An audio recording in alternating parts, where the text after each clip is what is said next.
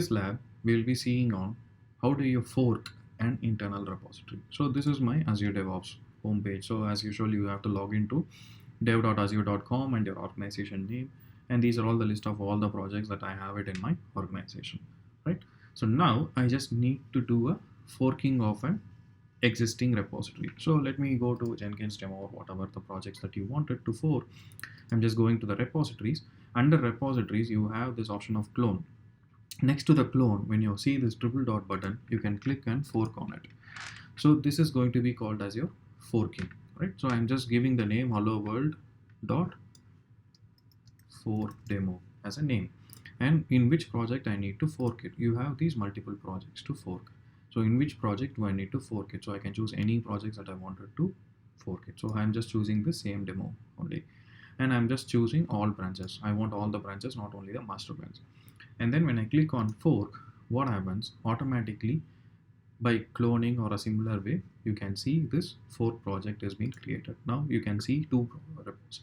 One is hello world, and this kind of option or this kind of symbol, when you're seeing it, it is going to be called as your forking symbol. And now when I go to this hello world and when I go to the branches, I can see these branches over here and these commits over here, right? So these are all my list of commits and these are all my list of branches that I'm seeing it. And similarly, when I go to my fork repository, I can still see the list of latest commits that is happening, and then I can see the list of branches that I have cloned. So it is similar to your clone, or you can call it as your similar to your importing of other repositories into this, but you are just doing it as a fork within your Azure DevOps itself, right? So when you go to this project settings and when you go to the repositories, you can see the list of all the repositories that we have done. And this kind of symbol is going to be called as your forking symbol. If you do not need it, then you can go ahead and you can delete it.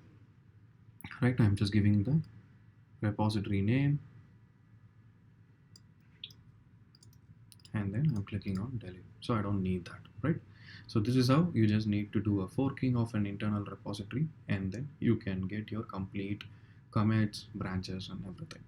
So just try it and then let me know if you guys face any doubt or anything. Until then, thank you.